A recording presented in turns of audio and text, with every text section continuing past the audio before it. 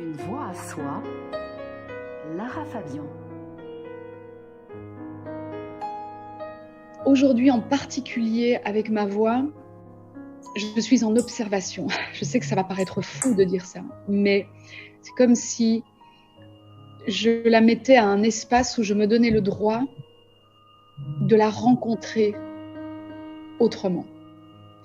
Pourquoi ? Parce que pendant des années, je crois qu'en miroir, j'ai tellement été dans le besoin d'être approuvée par mes pères, par mon père, par les autres, qui eux avaient un baromètre bien précis sur ce qu'aurait été l'idéal d'une voix, sur ce qu'aurait été ce que l'on pouvait demander à une voix, ce que l'on pouvait exiger d'une voix, que j'ai fait ce qu'on dit en anglais « I rose to the occasion ». J'ai pris cette requête, ce miroir, cette attente, et je l'ai faite mienne pendant des décennies.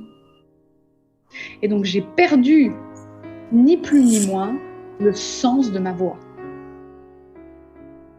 Le constat d'aujourd'hui, c'est je vais te poser là, toi ma jolie voix, et je vais te regarder avec beaucoup d'amour en te posant la question de savoir comment veux-tu chanter dès aujourd'hui ? Comment voudrais-tu te déployer ?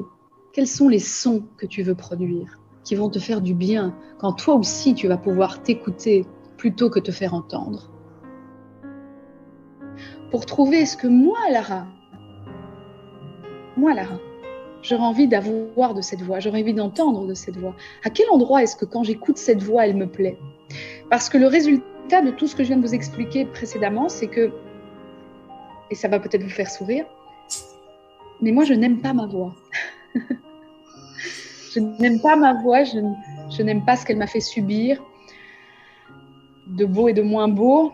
Et même quand c'était très beau, le prix était très cher. Et je ne crois pas que l'on soit obligé, pour exister par notre voix, je ne crois pas que la voix VOIE soit obligatoirement, il y ait besoin que ce soit obligatoirement si douloureux. Je crois qu'il y a un endroit où la voix VOIX peut être en adéquation parfaite avec une résonance qui nous met en joie et qui fait que notre voix devient non plus un chemin de croix ou un sacrifice, mais un chemin vers le soi, vers l'être soi.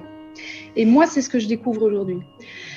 Je découvre que j'ai été tyrannique avec ma voix, et ma voix aujourd'hui me le dit clairement.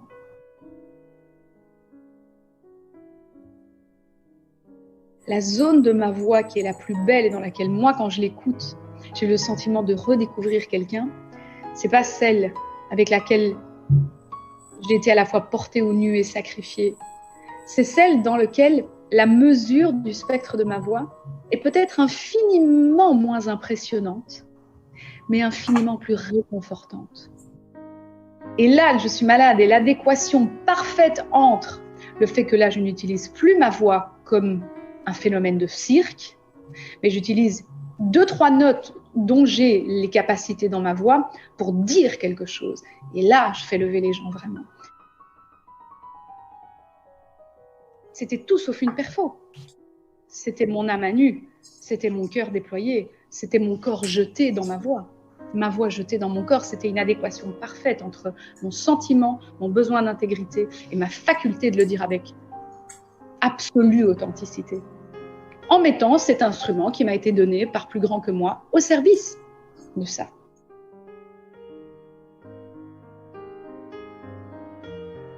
Donc aujourd'hui, j'observe ça. J'observe cette fille qui a fait ce voyage. Et elle me fait beaucoup de peine. Mais en même temps, je la trouve vraiment courageuse.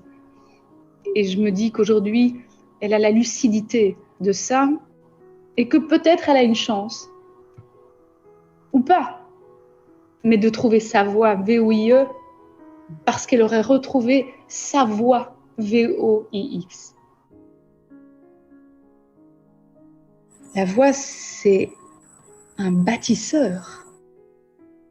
de qui nous sommes, ça ne peut pas être un destructeur de qui nous sommes.